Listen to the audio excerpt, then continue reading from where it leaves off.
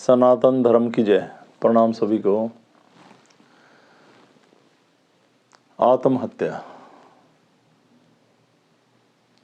एक मानसिक संतुलन खोकर, सोचने समझने की जब शक्ति ना रहे, परेशानियों में घिरकर, किसी भी दबाव में, लोग क्या कहेंगे, कैसी कैसी परेशानियां इंसान के दिमाग में जागृत हो जाती हैं और लोग सुसाइड कर लेते हैं, आत्महत्या कर ली। आत्मा तो मुक्त हुई, आपने इस देह को, इस शरीर को जो परमात्मा ने इस जीवन का रस पाने के लिए दिया था, उसको आपने नष्ट कर डाला। क्यों नष्ट कर डाला? आपने देखा होगा कि करोड़ोंपति, लखपति, अरबोंपति, बड़ी बड़ी कंपनियों के मालिक, बड़े बड़े लोग आत्महत्या कर जाते हैं। जब इतनी धन दौलत है, इतना पैसा है, तो फिर आत्महत्या क्यों करते हैं लोग? ये नहीं कहता कि गरीब नहीं करते, गरीब भी कर जाते हैं, पर वो लोग भी क्यों करते हैं जिनके पास इतनी बड़ी बड़ी कोठियां, बंगले, गाड़ियां, कंपनीज, अरबों खरबों के मालिक? वो लोग इसलिए आत्महत्या कर जाते हैं कि उन्होंने अपने जीवन में आर्थिक विकास किया, अपने जीवन में उन्नति पाने के लिए विकास किया, धन दौलत के लिए विकास किया, तरक्की पाने के लिए विकास किया, समाज में ऊंचा दिखने के लिए विकास किया, पर आत्मिक विकास नहीं किया। आंतरिक चेतना को जिंदा नहीं रखा। अगर एक ऐसा विकास जो आपने किया अपने जीवन को आगे बढ़ाने के लिए, परमात्मा को भूले रहे, आत्मचिंतन कभी किसी बात पे किया ही नहीं, बस एक इस दुनिया की रेस में दौड़ते रहे, धन दौलत इकट्ठी की, दुनिया भर का बोझ लेकर सो गए। परिवार है, परिवार का पता ही नहीं, परिजनों के साथ बैठकर खाना नहीं खाना, बैठना नहीं, मानसिक तनाव में जीवन बिताते हुए अरबों खरबों रुपए इकट्ठे किए। मैं ये नहीं कहता कि धन दौलत ना कमाइए, खूब कमाएं, पर एक समय निश्चित हो, अपने परिवार के साथ बैठें, बच्चों के साथ, पत्नी के साथ, अपने निकटतम लोगों के साथ, और कुछ समय बिताएं उस परमात्मा की शरण में, जहां पर बैठकर आपकी आंतरिक चेतना जागृत हो और आपका आत्मिक विकास भी हो, जिससे आपका विवेक काम करेगा। आपका विवेक आपको जीवन से भटकने नहीं देगा। ये आत्महत्या जैसे शब्द आपके जीवन से हट जाएंगे। ये सुसाइड, जो आपको लोगों की बातें, लोगों के ताने, लोगों के सुझाव, जिन्होंने आपको घेर लिया, आपको आत्महत्या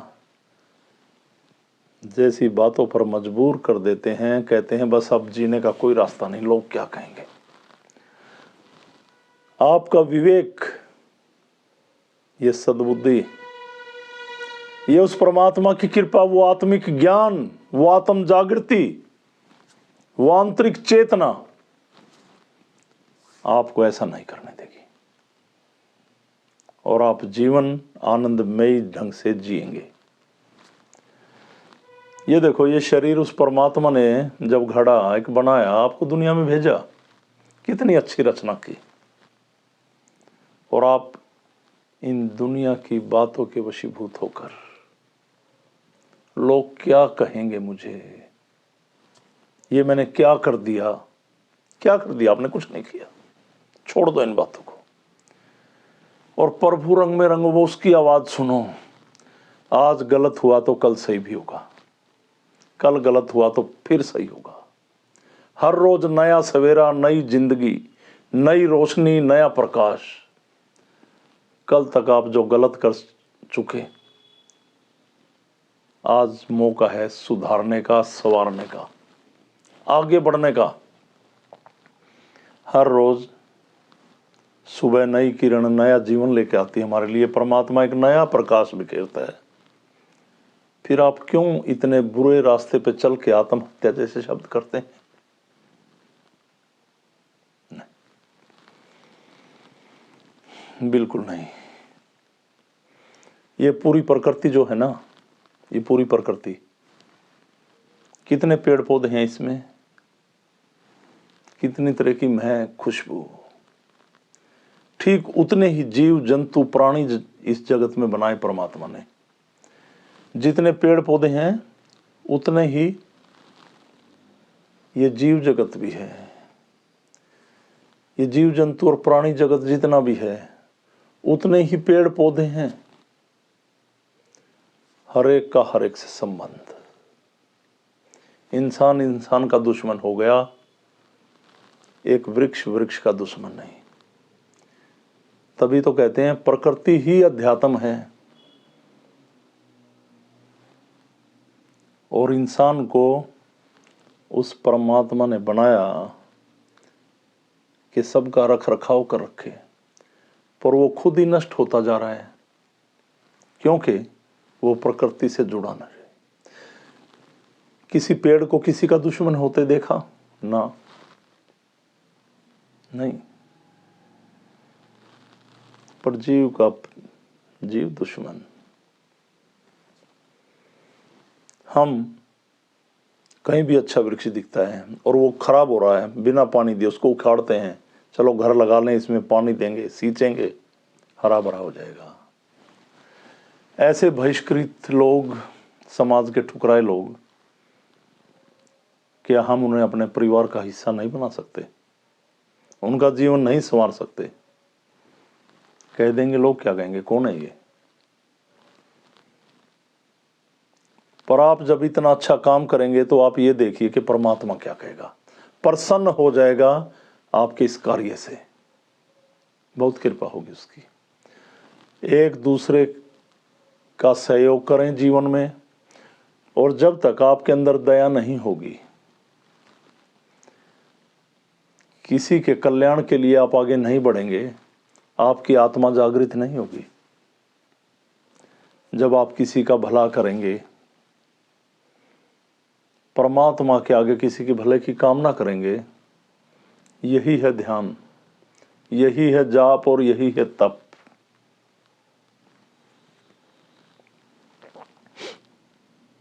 और फिर आत्मा जागृत उठेगी, परमात्मा की शक्ति का अनुभव करेंगे आप, जैसा मैंने किया। आप कहीं भी जुड़ते हैं, आपके गुरु आपको ज्ञान देते हैं, सही मार्गदर्शन करते हैं आपका, पर जब तक आप गुरु की शरण में रहते हैं, जब तक आप समझते हैं, फिर घर जाने के बाद सब उड़ेल देते हैं। बिना गुरु के एक प्रकाश में एक आत्मिक ज्ञान कभी जागृत नहीं होता। गुरु की शरण में जाते हैं तो उनकी बातों का अनुसरण करें। अगर आप में श्रद्धा है और समर्पण है तो एकलव्य की भांति, जैसे द्रोणाचार्य की प्रतिमा बनाकर भी उससे ज्ञान प्राप्त कर लिया, क्योंकि समर्पण था तो सब कुछ हुआ। नहीं तो गुरु नानक, कबीर, रैदास, मीरा, इनकी संगत करके भी लोग ऐसे के ऐसे रहे, उन्होंने कुछ नहीं पाया। एक से एक बड़े विद्वानों का, संतों का, महापुरुषों का, गुरुओं का देश रहा है ये सनातनी देश। कहने को तो लोग कहते हैं हम सनातनी हैं, पर सनातन है क्या? सनातन एक धर्म है। धर्म है क्या? इस दुनिया के लिए, पूरे प्राणी जगत के लिए, पूरी प्रकृति के लिए अपने अंदर एक भावना, एक दया, एक समर्पण, यही तो है सनातन। तो आओ सब मिलकर सनातनी बने और अपने अंदर की शक्ति को जागृत रखें, अपने विवेक को मंद ना होने दें। आप इच्छाओं में घिर कर अपनी बुद्धि को मंद कर लेते हैं और इच्छाओं की आड़ में जो आपका मन कहता है वो करते हैं। आत्मा की बात की सुनते नहीं। आत्मा आपको पुकार रही, नहीं यूं यूं यूं करो, पर अपने अंदर बैठे भगवान को आप इग्नोर करते हैं। तो हर रोज एक कमाने का समय, बच्चों के साथ जीवन बिताने का समय, और जो परमात्मा 24 घंटे आपको दे रहा उसकी शरण में 2 घंटे का समय जरूर निकालें, जरूर निकालें। देखिए, कुछ लोग जरूरत से ज़्यादा होशियार हो जाते हैं। वो ये कहते हैं भगवान कुछ नहीं, मैं कर रहा जो कर रहा हूँ। अरे निर्लज्ज, बिना बुद्धि के इंसान, ये प्रकृति, ये हवा, ये आपने चलाई या किसी साइंटिस्ट ने चलाई? ये भूमि से जल कहाँ से आ रहा? परमात्मा ने, ये देखो, ये हाथ, ये उंगलियां, ये आंखें, सूंघने के लिए नाक, सुनने के लिए कान, बोलने के लिए जबान, शरीर में ना जाने कितने तंत्र लगाए जिनका हम सुख भोग रहे। अगर एक में भी दिक्कत आ जाती है ना, आप अपने जीवन भर की कमाई लगा देना, उसकी पूर्ति नहीं होगी। ध्यान रखें इस बात का। उसने हमें बहुत कुछ दिया है। जो आप मुंह से बकवास करते हैं ना, भगवान ने क्या दिया, सब कुछ मैंने किया, हमारी मेहनत है।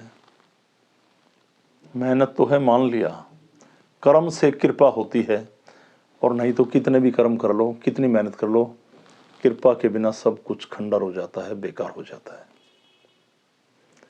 तो उसकी कृपा पाने के लिए, कृपार्थ होने के लिए उसका ध्यान करें, आंतरिक चेतना जागृत करें, और जब आंतरिक चेतना जागृत होगी तो आपको पूरी दुनिया एक जैसी लगने लगेगी। आप सभी के लिए मर मिटोगे, सब आपको एक समान दिखाई देंगे। आपके दिलो दिमाग से द्वेष और हीन भावना खत्म हो जाएगी। और मेरी बात को सुन लेना, अगर आपके अंदर द्वेष हीन भावना है तो ये आपके जीवन के आनंद को नष्ट कर देती है, बेकार कर देती है।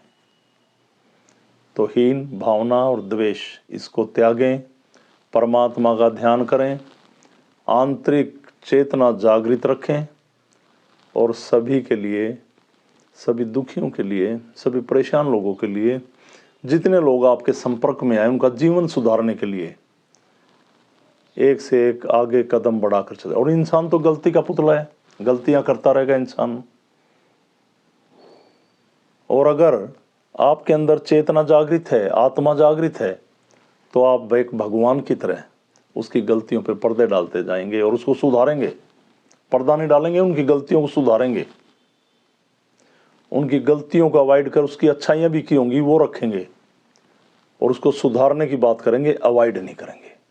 गलत को और गलत नहीं करेंगे, उसको सुधारने का मौका देंगे आप। अगर भगवान किसी गलत आदमी पर रिएक्शन करने लग जाए तो शायद कोई भी ना बचे। वो सबको समान दे रहा, सबको सुधरने का मौका दे रहा, सबको अपनी औलाद मानता, और सभी कहते परमात्मा ही हमारे बाप हैं, ये प्रकृति ही हमारी माँ है।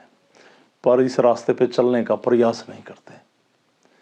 बिल्कुल मत भटको मेरे भाइयों, ये प्रकृति ही परमात्मा है और परमात्मा ही प्रकृति है, और हमारे शरीर में आत्मा उसकी संतान है, उसका बीज है, उसका वेग है, उसका अंश है, उसकी कृपा है।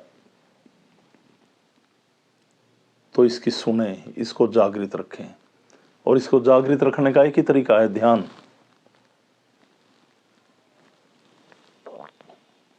मेरी बातों को आप समझ गए होंगे, जहां तक मैं बोल रहा हूं उसकी शरण में रहें, आत्मज्ञानी बने, आत्म सम्मान पाएं, और पूरे वन्य जगत की, इस जन जगत की जन कल्याण करें, उसकी कृपा पाएं।